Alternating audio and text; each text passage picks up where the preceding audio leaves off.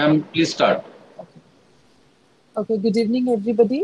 I'm here to teach you your DNHE course. Who has joined today? Yesterday was not there, so I can give my introduction, brief introduction. I'm Dr. Gurjeet Kaur, HOD Medical Lab Technology Department, Chandigarh University. I'm going to teach you about your DNHE course. We have started yesterday with the first lecture only, and that was the introductory lecture and about the food, health, and nutrition, and how these all are associated actually, or how they are linked between. And now we can start with the more detailed idea. Like yesterday we have discussed in a broader way. Now we'll discuss into little bit into a detail also. Okay. Now we have to see that our food. Yesterday we have discussed that we have the component of the lipid, proteins, carbohydrates, and water content, and other vitamins and minerals. Now we have to divide these into something, some another category, like what are micro, macro, and micro. Okay, micronutrients and the macronutrients.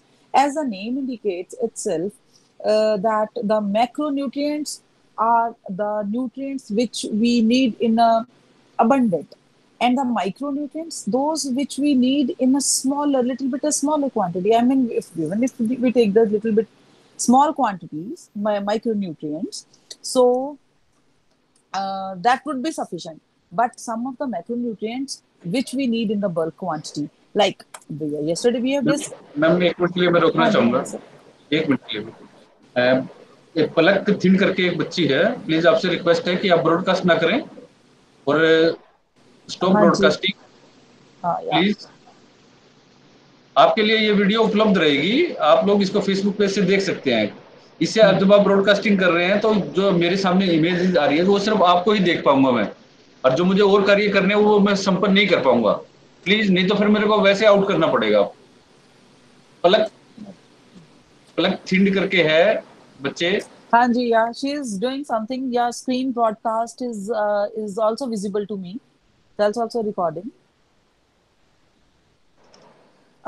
Please, students, I mean, I really wanted to request that this lecture is चलिए for ma'am, you people, ma'am for the मैंने उनको students only. कर दिया था। Yes, please ठीक है, आप ठीक स्टार्ट है, कर ठीक दीजिए। है. Okay, sir. Okay, that's fine. Now we are continuing with the macronutrients and the micronutrients only. Macronutrients are those which we need in a bulk quantity, and the micronutrients which we can have in a little bit quantity, and that will do. Okay, but both are necessary and both have their own important functions. Okay, and that doesn't mean that we don't need that also. Micronutrients we need in a little bit quantity, like vitamins, minerals, hormones, which works as a hormones.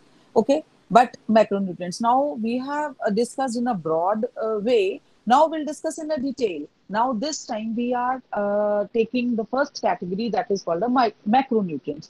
So what are macronutrients? First we'll discuss. Macronutrients are carbohydrates, fats, lipids, and the water. And the micronutrients are what? They are the vitamins and the minerals. Okay, now we'll start with the macronutrients. And the first macronutrient is the broad category is a carbohydrate. Okay, then what are the carbohydrates? Basically carbohydrates एक broad way में हम इसको सारा को sugars ले लेते हैं, ठीक है, जो मीठी चीजें हैं, that's sugar, but that's not the actually fact. That's the non-sugary, non-sweety things are also the carbohydrates. Main carbohydrates are what? The starch, sugars, and the fibers. The main three categories, broad categories of the carbohydrate is a macronutrient, and the three categories of the carbohydrates, which we are going to discuss here: the starch, and the sugar, and the fibers. And the starch is what? Like starch आपने देखा है कि एक स्वीटी नहीं होती है, ठीक है. Sugars are the sweet category of the carbohydrate. Starch are non-sweety categories, and the fiber जो है that's the thing जो आपका एक एक खाने का एक बल्क को इंक्रीज करती है, उसके एक अपने फंक्शंस हैं, दैट्स वेरी इंपॉर्टेंट. फाइबर आप लोग आजकल बहुत पढ़ते हैं, like we have to have the nutrients but along with the fibres. आप इतना सा न्यूट्रिएंट अगर आपको चाहिए, इतना सा amount of the carbohydrate, I mean they are needed in a very low quantity, but that doesn't mean उससे फिर क्या होगा कि एक सटाइटी की फीलिंग नहीं आती आपकी. आपकी भूख जो एक फीलिंग फीलिंग होती है ना, सटाइटी, भूख मिटने वाली, वो फीलिंग नहीं आ पाएगी। फिर वो भी कंटेज है। कल हमने डिस्कस किया था सटाइटी फीलिंग्स वाला और द फाइबर्स का। अब हम मोर डिटेल में जा रहे हैं एक्चुअली कार्बोहाइड्रेट्स का, जो मैक्रोन्यूट्रिएंट्स है। ठीक है। सो जो मेजर अमाउंट है हमारा, जो सबसे बड़ा इसका बेसिकली जो कार्बोहाइड्रेट्स है, हम उसके मैक्रोन्यूट्रिएंट्स का part yesterday we have discussed, and now the categories we are discussing. Now we are coming to the metabolism of the carbohydrates. And metabolism is a one term जो आपको पता चल जाता है कि जिसमें काफी सारी टर्म्स आती हैं, like we take the food, ठीक है, ingestion and then digestion and then absorption and then circulation, absorption and all, energy availability. Yesterday we have discussed about the energy levels also, low levels also, with growth and all. ये सब हम कल discuss कर चुके हैं. I don't know how many of you were already there, but anyhow. And metabolism is actually divided into the catabolism and the anabolism. Catabolism is a term which is uh, which is actually defined as like when we take the food, the breakdown of the food is also. ठीक है. एक हमने food लिया, we used to take the complex foods, then the breakdown, I mean the digestion occurs with various type of enzymes, with various types of the alpha enzymes, and the various types of the biles from the mouth to the esophagus to the liver biles, and then the stomach, and then the intestine. This all process goes okay in the digestion part. That is called the catabolism, when the more and more complex molecules, they are broken down into these simpler ones and more simpler ones and the further more simpler ones. So that is called the catabolism. But after that, some new form of the nutrients which is formed, which is then get absorbed into your body, that is called the anabolism. And catabolism plus anabolism both collectively called as a metabolism. Okay. Now what is about the metabolism of the carbohydrates? What happens after the metabolism of the carbohydrates? That means carbohydrates, they give the energy. Yesterday I told you that the carbohydrates are the instant source of the energy. So after the metabolism, obviously that generates the energy. These are the energy giving molecules. And the next one is the protein sparing action. Okay, this protein sparing action is mentioned in your book. That what does that mean? Protein sparing is what?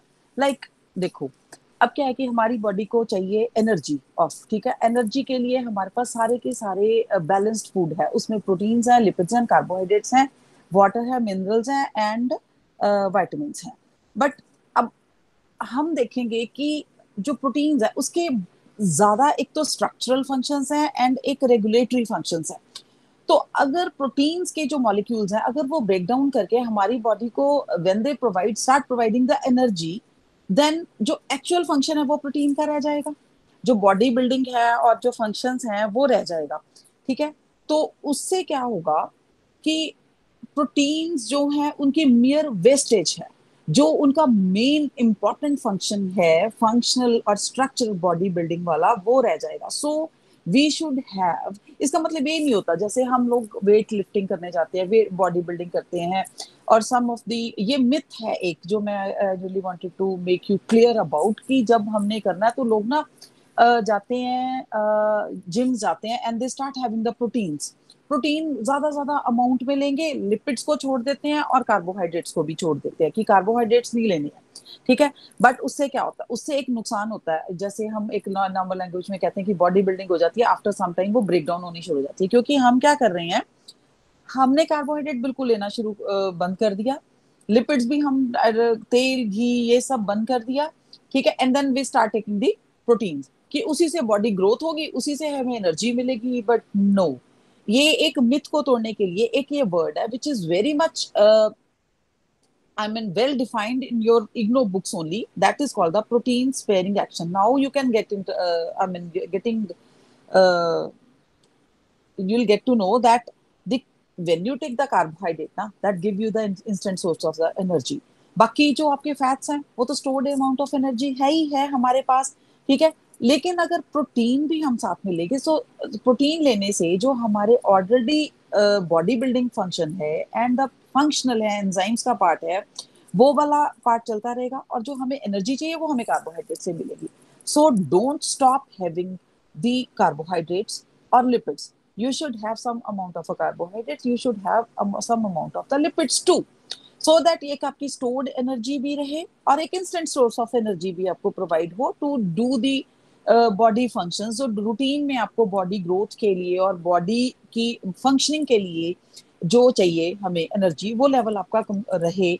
और इसमें उस energy level से क्या होगा कि आप proteins को spare कर देंगे to do the more important functions, to do the more important function. जो प्रोटीन है वो अपनी एक्चुअल फंक्शन करेगा। अगर आप लिपिड्स एंड कार्बोहाइड्रेट लेना बंद कर देंगे तो प्रोटीन से ही एनर्जी लेंगे और प्रोटीन के बाकी फंक्शन रह जाएंगे, ठीक है। So this is very much clear कि आपको little amount of the carbohydrate and some amount of the lipids and some amount of the vitamin, minerals and water को साथ में लेना है।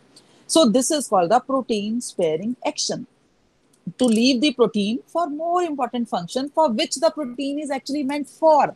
Okay, because proteins के और बहुत सारे functions है, it's a part of the genetic material, it's part of the genes, it's all the enzymes are proteins, इसको बहुत important functions करने होते हैं, सारे enzymes जो proteinaceous in nature होते हैं, ठीक है। अब है आगे utilization of the fats। अब क्या होगा कि अगर आप little bit of the carbohydrate लेते हैं, ठीक है, समटाइम्स अगर आपके पास carbohydrates if you are not taking, then आपके फैट्स इनटू द एक्शन आ जाते हैं, because when you are starving और any kind for any reason आपने खाना नहीं खाया, कार्बोहाइड्रेट्स नहीं है, तो आपका दूसरा अमाउंट एक आ जाता है, तो फैट्स आ जाते हैं in function, so that they will provide the energy, so they both can spare the proteins for their important functions, ठीक है। हमने प्रोटीन को डिस्टर्ब नहीं करना, protein body building, structural and function के लिए स्पेयर करके रखने हैं। So don't stop having the total amount of the carbohydrates. ये मिथ बिल्कुल ही है कि बिल्कुल शुगर मत लो, बिल्कुल लिपिड्स मत लो, बिकॉज एक आपको मैं और बताती हूँ, जो ज्वाइंट पेन्स हैं आजकल शुरू हो गई है ना, ये हमारा जो हम बिल्कुल सैचुरेटेड फैट लेना छोड़ दिया है ना, this is because of that. और दूसरा फूफा फूफा का ये दिक्कत है कि वो हमने 20-30 सालों से ले रहे हैं, और हमारा जो क्लॉटिंग फैक्टर है ना ब्लड का, उसको उसने डिस्टर्ब करना शुरू कर दिया। सो दैट्स व्हाई आजकल ब्लीडिंग प्रॉब्लम्स एंड ऑल, जो हार्ट प्रॉब्लम से बचाते हैं, बट वो joint problems and other things को, ब्लीडिंग फैक्टर्स को उन्होंने कम करना शुरू कर दिया इन द नॉर्मल फंक्शंस। सो मेरी ये रिक्वेस्ट है कि बिल्कुल भी अगर अभी कभी भी आप कहीं भी जाके लेते हैं, तो बिल्कुल स्टॉप नहीं करना कार्बोहाइड्रेट लेना, बिल्कुल स्टॉप नहीं करना है लिपिड्स लेने, ठीक है। और बिल्कुल भी ये नहीं है कि देसी घी खाना बंद कर देना, saturated fats I am talking to have everything, ठीक है। एंड नाउ ये मैंने शायद आपको क्लियर कर दिया, प्रोटीन स्पेयरिंग फंक्शन इसमें एक बहुत इंपॉर्टेंट है, एंड द फैट यूटिलाइजेशन, ये दो फंक्शंस हैं जो आपको आ सकती हैं एग्जाम में एज ए डिफाइन करने के लिए, जिसमें आपको कार्बोहाइड्रेट का रोल पूरा दिखाना है, लिखना है important functions that you can go to, ठीक है। And now the fibre function is basically, अच्छा अब आ गया, अब पहले हमने क्या डिस्कस किया था, कार्बोहाइड्रेट का एक तो स्टार्च होगी, शुगरी फंक्शन है, एंड द फाइबर्स। अब आपकी बुक में ना इग्नो वाली में, ठीक है, फाइबर के फंक्शंस बहुत ज्यादा एक्सप्लेन किए हुए हैं, so that this is an important, the role of the fibre and the functions of the fibre, that is important, ठीक है। ये एग्जाम में आएगा ही आएगा, इसके 3-4 फंक्शन हैं, ठीक है। बेसिकली जो फाइबर है वो ना, मैं आपको बताती हूँ, एक एक सीड है, सपोज आपकी आपकी बुक में ना एक दिया हुआ है जर्म, वीट, वीट का सीड, ठीक है। सीड के 3 पोर्शंस दिखाए हुए हैं, सबसे आउटर पोर्शन जो होता है वो होता है ब्रैन, और मिडल वाला पोर्शन होता है एंडोस्पर्म, और सबसे अंदर वाला पोर्शन होता है जर्म। जर्म उसे इसलिए कहते हैं कि जब हम उसको सॉइल में डिप करते हैं, तो after some favourable conditions of the temperature, water and temperature की भी, ठीक है, और लाइट की भी, तो वहां से जर्मिनेशन स्टार्ट होती है। सो सबसे इंपॉर्टेंट अंदर वाला छोड़ के और सबसे आउटर वाला पोर्शन छोड़ के जो बीच वाला एंडोस्पर्म होता है ना, उससे भी हम बहुत सारी चीजें, रिफाइंड फ्लोज बनाते हैं, जैसे सूजी सुना होगा आपने, सेमोलिना सुना होगा आपने, ठीक है। ये इन सेंटर वाले पोर्शन से बनती है। सो आउटर वाला जो पोर्शन है that is called bran of every cereal, and here we are taking example of the wheat seed, wheat जो कनक गेहूं जो भी आपका है उसकी सीड को लेके सोचते हैं। तो वो ब्रेन है, जो आउटर वाला पोर्शन होता है वो हमारा ज्यादा से ज्यादातर क्या होता है, वो फाइबर होता है अगर हम पल्सेस सीरियल्स खाते हैं, ठीक है। तो एक्चुअली फाइबर के फंक्शंस क्या है, सबसे पहले और सिंपल वाला फंक्शन आप याद रखिए कि सटाइटी, सटाइटी होती है जो भूख को मिटाना। हम थोड़ा थोड़ा बाकी चीजें तो ले ही रहे हैं, लेकिन अगर हमें कार्बोहाइड्रेट इतने ग्राम चाहिए, इतना सा चाहिए, और उसमें जितने जितने भी पोर्शन है, तो स्टाइटी वाली फीलिंग, हमें फिलिंग वाली फीलिंग नहीं आएगी। That is also a psychological effect which I have told you yesterday, कि एक साइकोलॉजिकल भी हमारा फूड के साथ जो रिलेशन होता है ना, उसमें वो सटाइटी वाली फीलिंग आती है, ठीक है। बड़े सारे मैंने बताए थे। Yes, anybody wants to ask anything बेटा? ओके। तो सटाइटी वाली फीलिंग है, उसमें क्या होता है, सटाइटी वाली फीलिंग से पता क्या होता है, एक्चुअली जो फाइबर का जो आउटर वाला पोर्शन है या ब्रांड पोर्शन है, या सिंपली आप फाइबर का वर्ड भी यूज कीजिए, उसमें क्या है कि उसमें ना एक वाटर एब्जॉर्प्शन की पावर बहुत होती है फाइबर में। अगर आप कार्बोहाइड्रेट्स लो, even if you are taking the proteins, lipids and vitamin and minerals, उनमें वाटर की एब्जॉर्प्शन की का फंक्शन ही नहीं है। So we have a fibre, we should have a good amount of a fiber with the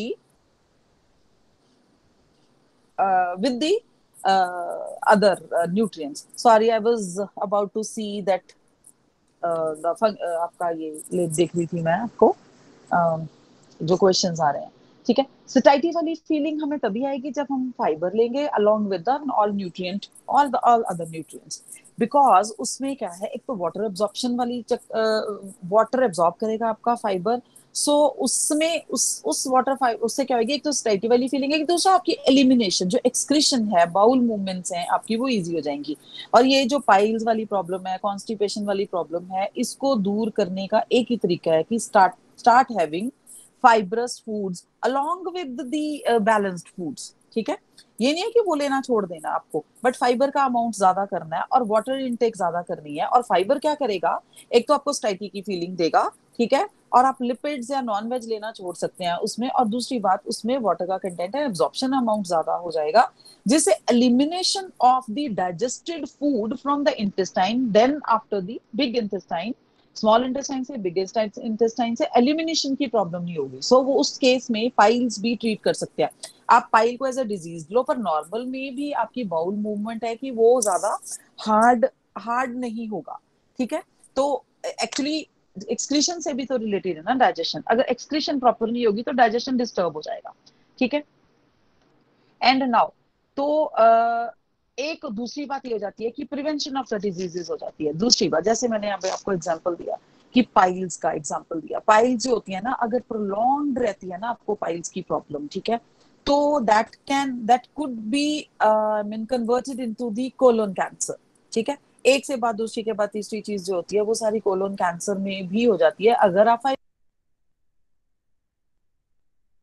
उससे। What happened that ये colon cancer वगैरह, क्योंकि वो अर्ली स्टेज पे ही आप संभाल सकते हो, सो आपको उसको कंट्रोल करने में बहुत प्रॉब्लम नहीं आएगी। दूसरा हम डायबिटीज, तीसरा हम CHT, ऐसी सी डिजीजेस जो कि जेनेटिक भी हैं, diabetes 2, diabetes 1 and the coronary artery disease, they are genetically inherited but we can control them because इससे मैं बताती हूँ, जो सबसे पहला वाला पॉइंट है ना फाइबर इनटेक का, सटाइटी वाला, क्योंकि आपको पता है ये जो CHD होती है और डायबिटीज होती है, इनमें ना क्रेविंग बहुत ज्यादा होती है, क्रेविंग होती है मीठा खाने की, ठीक है। तो कार्बोहाइड्रेट ज्यादा इनटेक होनी शुरू हो जाती है। बट अगर हम क्या है कि अगर हम फाइबर कंटेंट ज्यादा लेते हैं, फाइबर कंटेंट से क्या होगा, फाइबर ज्यादा लेंगे, आपको फिलिंग वाली फीलिंग आएगी, आई मीन सटाइटी वाली, कि भूख है, मन भर गया हुआ है, पेट भरा हुआ है, और ऊपर से अगर हम पानी पीते हैं तो भी फीलिंग होगी आपकी।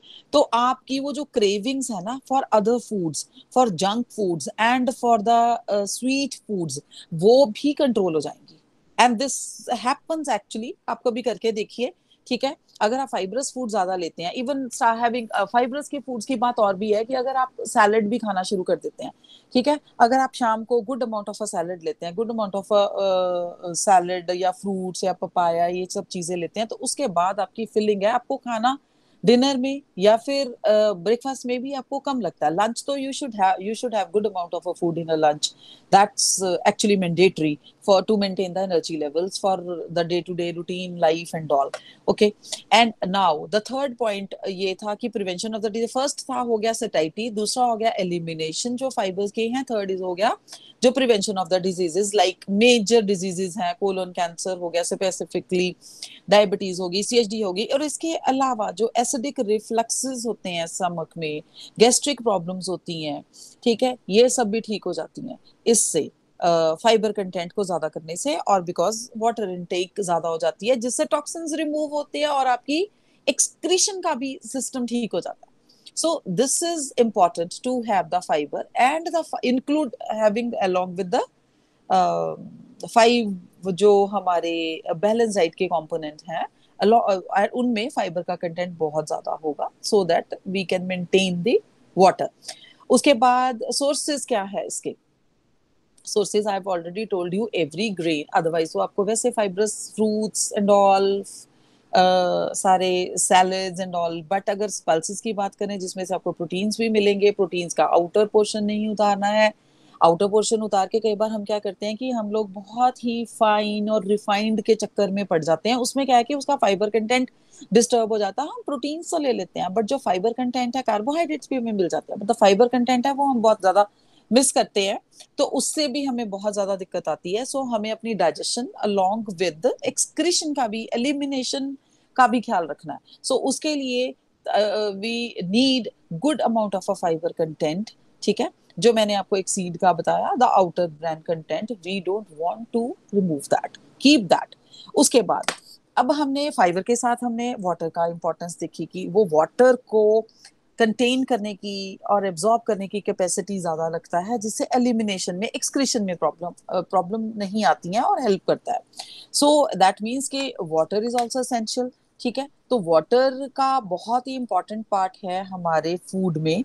And then essential part of life है water, as we all know that we contain more than 75% of the 70 to 75% of the water content, and it's made up of a hydrogen and oxygen, ठीक है, they are inorganic compound है, this you should learn, ये आ सकता है water के functions में।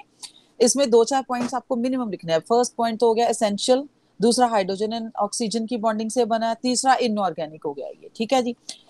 ये तीन चीजें लिख के मैक्सिमम अमाउंट ऑफ वाटर कितना है, more than 75% of the water in our body. चौथा, अब आएंगे बायोलॉजिकल पे, ठीक है, ये अब एक और पॉइंट आ गया, इसको हम ना मिनरल की कैटेगरी में कंसिडर करते हैं। How? Minerals are vitamins and जो एलिमेंट्स होते हैं, ठीक है, कैल्शियम, जिंक एंड ऑल। फिर वाटर को कैसे लेते हैं? वाटर का तो वैसे ही इनऑर्गेनिक कंपाउंड है, बट इसका एक तो फंक्शन आ गया फाइबर्स के साथ, ठीक है, दूसरा ये जो इनऑर्गेनिक नेचर है ना, hydrogen and oxygen, because of these important point we consider it as a into a mineral category. Because of these inorganic compounds, these elements, we consider this or inorganic compound as a mineral category.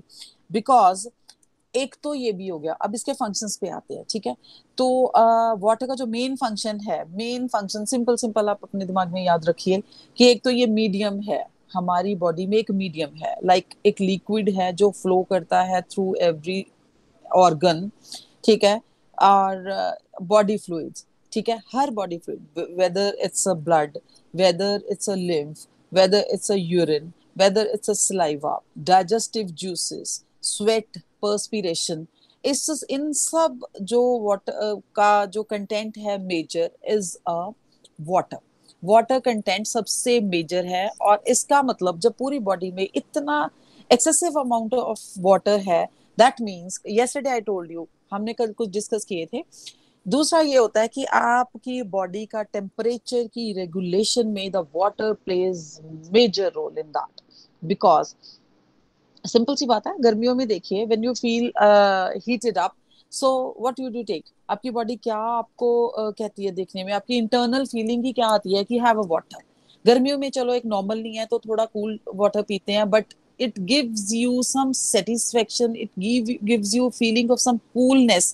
So body temperature low हो जाता है, then you feel little bit calm. और जब भी, वैसे भी अगर आपका फीवर भी होता है तो आप एक वो even out from outer side आप एक पट्टियां रखते हैं पानी की, या फिर इंटरनली पानी लेते हैं, and if you go on passing the urine also, then it actually functions in lowering the temperature, ठीक है। और अगर कोई भी फंक्शन है, इवन इफ कोई भी टॉक्सिन्स रिमूव हो जाते हैं, बिकॉज जो भी फीवर है, that is, fever is not a disease, actually fever is an indication of some other disease, but उस अब टेम्परेचर को तो लोअर करना ही करना है ना, because of other disease also है, ताकि बॉडी एक आपकी नॉर्मल आए, so you should feel little bit comfortable, because when you have the fever you don't feel comfortable, because you don't feel like आपके एक्टिविटी लेवल्स जो लो कर सकते हैं उसमें काफी जब हायर हो जाता है, then तो I would suggest that you should go to the doctor and have a medicine, but to have a little bit higher temperature, I mean like 98.4 से 99 हो गया, 100 हो गया, तो start having the good amount of water. Good amount of water passing the urine can help you remove the toxins from your body, and then maintaining their body temperature, ठीक है। और तीसरी बात, अगली बात ये है कि this is a universal solvent. Universal solvent का मतलब ये है कि anything you put into that and you dissolve, it gets dissolve. Salt, sugar, salt, ठीक है, any other color, okay, like sand and all, some जो भी आपके जो पोलर कंपाउंड्स है वो नहीं होते, अदरवाइज एवरीथिंग गेट्स डिसॉल्व्ड। आप अपना सारा फूड, अपना सारी कुकिंग, अपने सारे कोल्ड ड्रिंक्स, अपने सारे स्क्वैशेस, अपने सारे जूसेस, उन सब का बेस, इवन द फ्रूट अगर आप लेते हो, फ्रूट का जूसेस है, पाइनएप्पल लेते हो, इवन द एप्पल लेते हो, उसके जो जूसेस है उसमें भी मेजर कंटेंट वाटर है। सो वाटर को हम रिवर ऑफ लाइफ भी कहते हैं, ठीक है। River of life because it's a medium all over the body and it's a major content of the body and it has a very vital roles to play in our body, ठीक है। और ये universal solvent भी हो गया, this is very common. और दूसरी एक और पॉइंट है, लुब्रिकेंट्स। लुब्रिकेंट्स कहाँ है? जितने भी हमारे जॉइंट्स हैं, ठीक है, जितने भी हमारे बॉडी के जॉइंट्स हैं, उसमें जितने भी लिक्विड हैं, सच मानिए कि उसमें भी लिप जो वाटर है उन लुब्रिकेंट्स का एक मेजर पार्ट है, ठीक है। तो this is also, this doesn't work as a Ma'am? Major, yes, hello, anybody wants to talk? Yes, yes, ma'am. Yes, ma'am. या Ma'am, these are as some you said question. earlier, हाँ जी, हाँ ma'am, जी, as you said earlier that if the person is having diabetes, हाँ so जी, that in that case, the person always feels craving to eat some sweet. Yes. Ma'am, what is the role behind it? Fibre, I mean I was discussing the role, आपकी ना कुछ disturbance है पीछे, ठीक है। I was discussing the role of the fibers in the diabetes. Okay, diabetes में लोगों को actually craving होती है फूड की, and मोर ओवर उनको शुगरी अमाउंट, मीठा खाने की क्रेविंग बहुत होती है, ठीक है। और वो कुछ ना कुछ लेते हैं, तो अगर हम, मतलब ये नहीं है कि totally diabetes we can cure, but we have to take some precautions, अगर हम उस चीज को थोड़ा सा अवॉइड कर सकते हैं। सो है स्टार्ट हैविंग दी फाइबर्स। अगर आप फाइबर लोगे ना, आपकी फीलिंग होती है, स्टाइटी की फीलिंग आ जाती है, गॉट इट। स्टाइटी की फीलिंग आएगी तो काफी हद तक वो जो क्रेविंग होती है फूड की, ठीक है, और मीठा खाने की, वो काफी हद तक कंट्रोल हो जाती है। बिकॉज जब फीलिंग है, पेट भरा हुआ है, फिर आपको फीलिंग ही नहीं आएगी। और पेट भरने वाली फीलिंग कहाँ से आती है? फाइब्रस फूड से। जो भी आप फाइब्रस फूड्स खाएंगे, सैलेड्स खाएंगे, या फिर जो मैंने कहा है कि सीड्स खाएंगे, जैसे लोग चने खाते हैं, ठीक है, सीड्स हैं, अलसी खाते हैं, क्योंकि उनका बाहर का जो ब्रेन है दैट्स अ फाइबर। और जब आप उसको खाते हो तो आपको पानी बहुत पीते हो, आप पानी पीने से आपको फिर वो अब्जॉर्प्शन हो जाती है, तो भरा भरा पेट वाली फीलिंग आती है, which is called as satisfaction, ठीक है। उससे उनकी क्रेविंग को हम कंट्रोल कर सकते हैं, कि उनकी भूख को कंट्रोल कर सकते हैं, उनकी मीठा खाने को। बिकॉज जब वो स्टमक भरा होता है ना, तो आप क्या फील करते हो खाने का? You don't feel like eating anything if you have already field your stomach, got it? I am not getting it whether I have satisfied it और not. Uh, yes, ma'am. Yes, ma'am. वो सिर्फ Ma'am, पेट then भरे वाला होता है ना, भरना। जैसे आप कुछ खा लेते हो, तो आपके सामने कुछ भी yes, रखा जाए, ma'am. मिठाइयाँ रखी जाए, कुछ भी रखा जाए, तो आपको नहीं है। आपको फूड कब अच्छा लगता है? जब आपको भूख लगी होती है, तो आपका जो सिंपल सा फूड होता है वो भी आपको टेस्टी लगता है, होता है कि नहीं? ठीक है ना।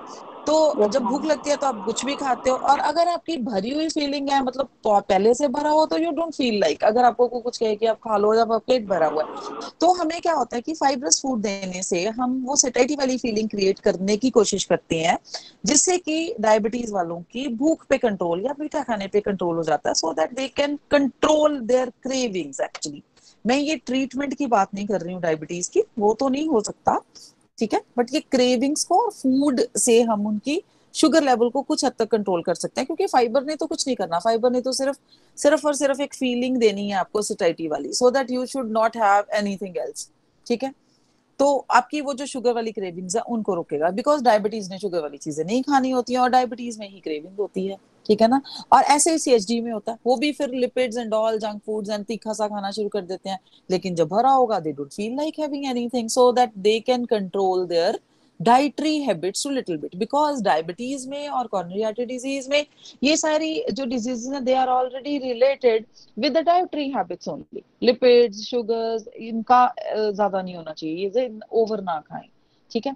अच्छा, अभी मैंने एक क्वेश्चन देखा था कि अमीनो एसिड्स का रोल क्या है प्रोटीन्स में। अमीनो एसिड्स का रोल प्रोटीन्स में नहीं होता, ये मेरा नेक्स्ट चैप्टर है एक्चुअली, मेरे को लगता है ये मैं कल कंटिन्यू करूंगी, बट मैं ये क्वेश्चन एक आपको अभी दे दूं आंसर, जिससे क्या है कि प्रोटीन्स जो है, प्रोटीन्स के जो बिल्डिंग ब्लॉक्स होते हैं ना, एक तो प्रोटीन आपको टोटली लगता है एक प्रोटीन है, लेकिन वो एक छोटी छोटी यूनिट्स के साथ बाइंड करके बना होता है, which is called amino acids. एक अमीनो एसिड है, एक अमीनो एसिड है, एक अमीनो एसिड है, नेक्स्ट अमीनो एसिड है, और दो अमीनो एसिड्स एक ज्वाइन करते हैं एक बॉन्ड से, विच is called a peptide bond, ठीक है जी। एक पेप्टाइड बॉन्ड है, एक तरफ पे कार्बोक्सिल ग्रुप, कार्बोक्सिलिक ग्रुप होता है, दूसरी तरफ पे अमीनो ग्रुप होता है, एक तरफ पे पॉजिटिव बॉन्ड बनता है, एक तरफ पे नेगेटिव बॉन्ड बनता है, और जब भी दो अमीनो एसिड्स बनते हैं तो वहां पे पार्शियल एक तरफ पॉजिटिव बॉन्ड आ रहा होता है, एक तरफ नेगेटिव बॉन्ड आ रहा होता है, नेगेटिव चार्ज आ रहा होता है, पार्शियल पार्शियल, तो उसको हम ज्विटर आयन कहते हैं। इस तरह से काफी काफी काफी काफी बॉन्ड्स बनने के बाद एटलीस्ट जब 20 डिफरेंट काइंड ऑफ या similar kind of amino acid bind कर जाते हैं, then they give rise to a one amino acids, one protein structure, ठीक है। पेप्टाइड बॉन्ड्स के थ्रू जब various kind of amino acids बन जुड़ जाते हैं, then they give rise to one protein. And हमारे पास different kind of amino acids होते हैं, टू कैटेगरीज में हम लेते हैं अमीनो एसिड्स को, essential and the non essential amino acids, ठीक है। ये मैं थोड़ा सा नेक्स्ट पे आने वाली थी, I have taken the example, actually question देखा मैंने इसलिए आई हैव स्टार्टेड, बिकॉज मैं जब प्रोटीन्स पे अभी कार्बोहाइड्रेट्स को वाटर को कंप्लीट करके then I am really going to teach you this about the proteins only, okay. And अभी हम ये करने वाले हैं प्रोटीन का जो है पार्ट, ठीक है। ये अभी अभी अभी हम वाटर पे थे, यूनिवर्सल एंड लुब्रिकेंट के ऊपर आ गए, ठीक है ना। सो अब हम water content, fibre and water content की हमने इंपॉर्टेंस देख ली है। कार्बोहाइड्रेट्स तो ऑब्वियसली एक इम्पॉर्टेंट पार्ट है ही है, इंस्टेंट सोर्स ऑफ एनर्जी, और इनको अगर हम नहीं लेते हैं तो हमारा प्रोटीन स्पेयर नहीं हो पाते हैं, we have to spare the protein for a more important kind of functions, so we should have a good amount of the carbohydrate, and over भी नहीं करना है, so that obviously will get weight अगर हम करते हैं तो, ठीक है। खाते हैं तो ओवर वेट भी होता है, obviously we should have some good amount of the carbohydrates, not over not lesser, ठीक है। उसके बाद अब हमारे पास हम कुछ कैटेगरीज होती हैं जिसमें हमारे पास वाटर का कंटेंट बहुत ज्यादा होता है, जैसे वेजिटेबल्स में बहुत ज्यादा कंटेंट होता है वाटर का, we should have good amount of the green vegetables, fruits है, अच्छा मिल्क में थोड़ा सा और कम हो जाता है, but milk is good of proteins and minerals, so we should have. अच्छा, उसके बाद आते हैं सीरियल एंड पल्सेस, इनमें हमारे पास बहुत ही कम अमाउंट में वाटर कंटेंट होता है, because they are the dried one, cereals and pulses they are dried one, so इसमें वाटर कंटेंट बहुत ही कम होता है, बिल्कुल ही लीस्ट होता है, बट फाइबर्स बहुत होते हैं। अगर आप सीरियल एंड पल्सेस लेते रहते हो, ठीक है, तो उससे क्या होता है कि आपका जो वाटर कंटेंट एब्जॉर्प्शन कैपेसिटी होती है वो बढ़ जाती है। क्यों बढ़ जाती है? बिकॉज इनमें फाइबर कंटेंट बहुत होता है, फाइबर कंटेंट में अब वाटर एब्जॉर्ब करने की बहुत ज्यादा कैपेसिटी होती है, एंड फाइबर जो है वो हमारी satiety feeling, and already explain so many function of the fibres, सो ये सब कैपेसिटी होती है, so we should have cereal and pulses too, and vegetable fruits and milk वो भी बहुत लेने हैं बिकॉज उनमें ऑलरेडी वाटर कंटेंट बहुत होता है, ठीक है। एंड दूसरा, वाटर का मेन जो फंक्शन है, एक बफरिंग कैपेसिटी होती है, बफर होता है, और एक मीडियम होता है जो मैंने पहले डिस्कस किया। जितने भी हमारी बॉडी में कार्बोहाइड्रेट, लिपिड्स एंड ऑल, बाकी जो भी हम लेते हैं उसमें इतने सारे फंक्शंस, आई मीन वो इतने सारे chemical reactions, break down, catabolism, anabolism जो होना होता है ना, वो सारा का सारा मीडियम जो है that is a water content. और वाटर कंटेंट भी होता है, और दूसरी बात ये भी होती है कि जो वाटर कंटेंट है उसमें, और जो केमिकल रिएक्शंस भी होते हैं ना, उनमें से भी कभी आपने देखा कोई कोई रिएक्शंस होते हैं एंड देन एंड प्रोडक्ट में एक प्रोडक्ट बनता है, उसके साथ H2O का भी एक मॉलिक्यूल निकल रहा है, कभी ज्यादा मॉलिक्यूल निकल रहे हैं, दूसरा 4 5 2 4, उसमें से भी वाटर कंटेंट। सो जो हमारी केमिकल रिएक्शंस होते हैं ना, उसमें भी इनबिल्ट कॉन्टिन्यूसली होता रहता है वाटर कंटेंट, और द मीडियम ऑफ रिएक्शंस भी वाटर कंटेंट होता है, और जो साइड वाइज भी केमिकल रिएक्शंस होते हैं उसमें भी वाटर कंटेंट प्रोड्यूस होता रहता है। So water is also essential. These are various functions, इनको आप एक लिस्ट वाइज करके whenever there would be a function of fibers और वाटर की इंपॉर्टेंस है, so you can write these functions, ठीक है।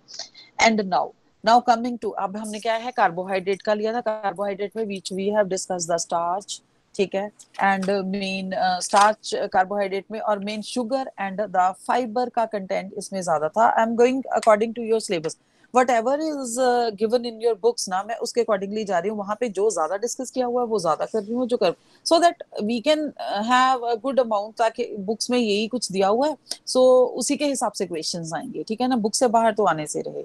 सो हम उसी चीज को ज्यादा इंपॉर्टेंस दे रहे हैं जो वहां पे है। अब इस वाले चैप्टर में मैक्रोन्यूट्रिएंट्स का जो फर्स्ट चैप्टर था कार्बोहाइड्रेट में, उसमें इसमें इस वाले चैप्टर में ना सबसे ज्यादा फाइबर्स एंड वाटर कंटेंट की इंपॉर्टेंस बहुत ज्यादा थी, और जो फूड्स थे जिसमें वाटर कंटेंट बहुत ज्यादा होता है वो सब डिस्कस किया हुआ था। Now we are coming to the proteins, like I started explaining little bit before about the amino acid, so now I will explain, ठीक है। अब प्रोटीन्स क्या होते हैं, इनको हमने येस्टरडे आई टोल्ड यू, बहुत अच्छे से मैंने एक्सप्लेन किया था कि ये बिल्डिंग ब्लॉक्स हैं।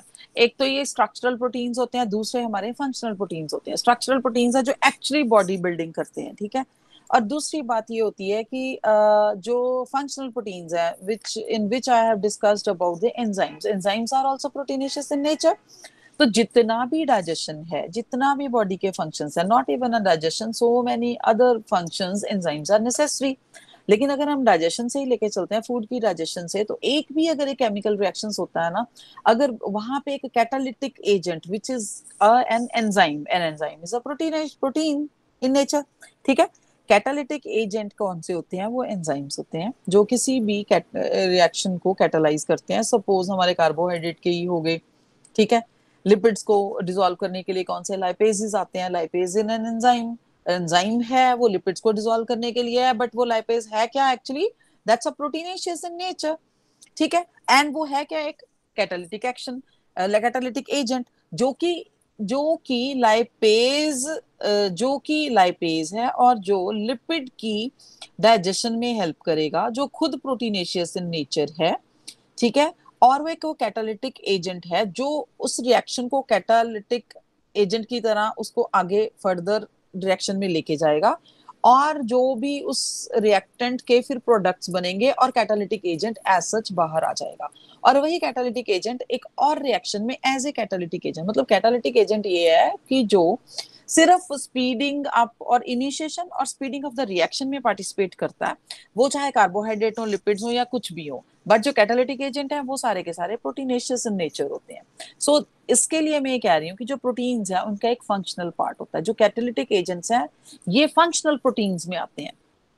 लेकिन जो हमारी बॉडी है, डिफरेंट काइंड ऑफ बॉडी है, स्ट्रक्चर है, टिश्यूज हैं, सेल्स हैं, बेसिकली सबसे जो स्मॉलर यूनिट है उसकी जो मेम्ब्रेन्स होती हैं इंटरनल ऑर्गेनेल्स की, और जो प्लाज्मा मेम्ब्रेन होती है उसमें प्रोटीन्स जो हैं, पेरिफेरल प्रोटीन्स है, इंटीग्रल प्रोटीन्स है, that is a very very important part of the plasma membrane. So they are the building blocks. एक सेल्स होती हैं, सेल्स में भी प्रोटीन्स हैं, फिर उन सेल्स के आगे टिश्यूज बनते हैं, फिर काफी सारे प्रोटीन्स हो गए, टिश्यू से आगे फिर ऑर्गन्स बनते हैं, ऑर्गन से आगे फिर हमारी ऑर्गन सिस्टम होता है, फिर काफी सारे ऑर्गन सिस्टम से एक बॉडी बनती है। सो प्रोटीन जो है, एक तो वो बिल्डिंग ब्लॉक्स हो गए of the body, structural proteins हो गए, और दूसरे कौन से हो गए, functional proteins which I have explained you as a enzymes, ठीक है, जो कि डिफरेंट एज ए एक्ट करते हैं कैटालिटिक एक्शन।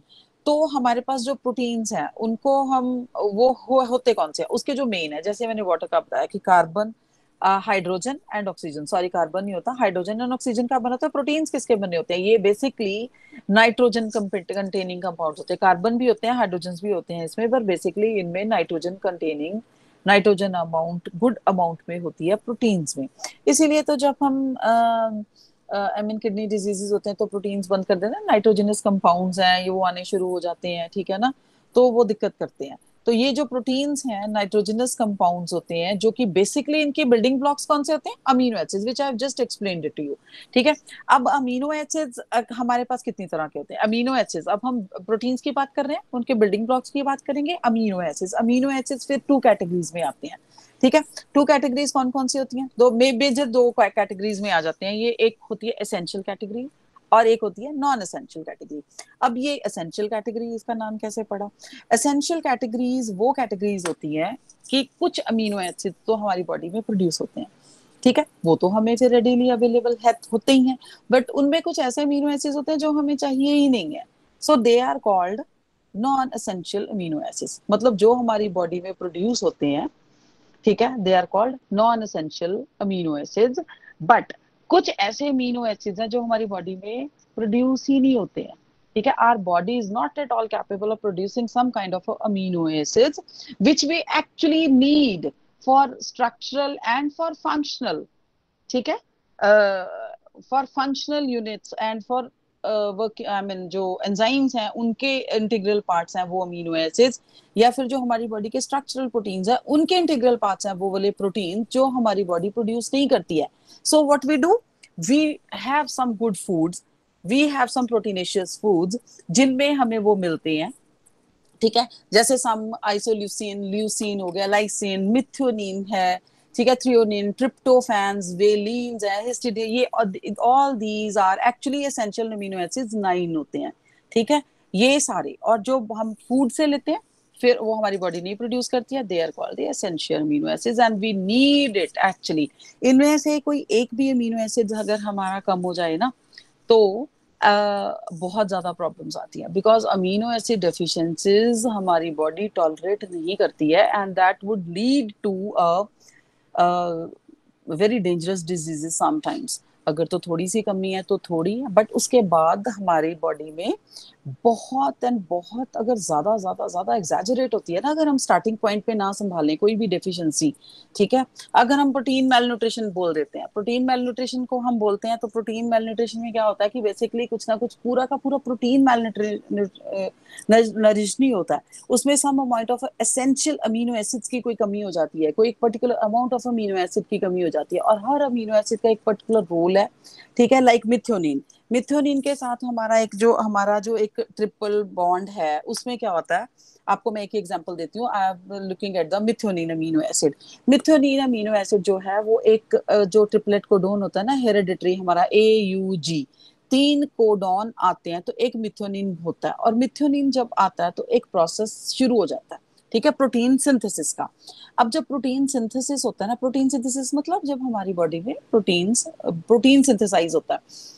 और अगर हम बात करते हैं एसेंशियल अमीनो एसिड्स की, अगर हम गुड फूड नहीं लेंगे, गुड अमीनो एसिड्स वाला जिसमें एसेंशियल अमीनो एसिड्स प्रेजेंट ना हो, तो वो क्या होगा कि हमारी बॉडी में कुछ ऐसे प्रोसेसेस होते हैं जो इनिशिएट ही नहीं हो पाएंगे, ठीक है, और वो इनिशिएट ही नहीं हो पाएंगे, वो अमीनो एसिड्स ही नहीं बनेंगे, वो एंजाइम्स का पार्ट ही नहीं बनेंगे, तो वो फंक्शन ही नहीं होगा।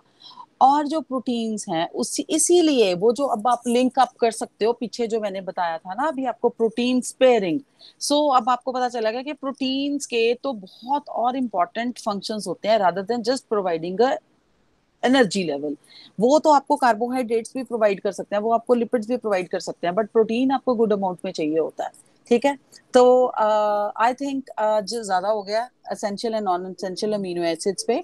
Tomorrow we can continue with the more important functions of the proteins. I'll start with I'll make you understand tomorrow. आज हमारा सिर्फ प्रोटीन बिल्डिंग ब्लॉक्स हैं, नाइट्रोजनस कंपाउंड्स होते हैं, कैसे बनते हैं, और essential and non essential amino acids हैं, 9 एसेंशियल होते हैं एंड 13 आर नॉन एसेंशियल। और एसेंशियल वो वाले प्रोटीन्स होते हैं, अमीनो एसिड्स होते हैं which are not produced in our body, which we have to take up from outside, from a very good amount proteinaceous food, and non-essential amino acids which we can produce in our body.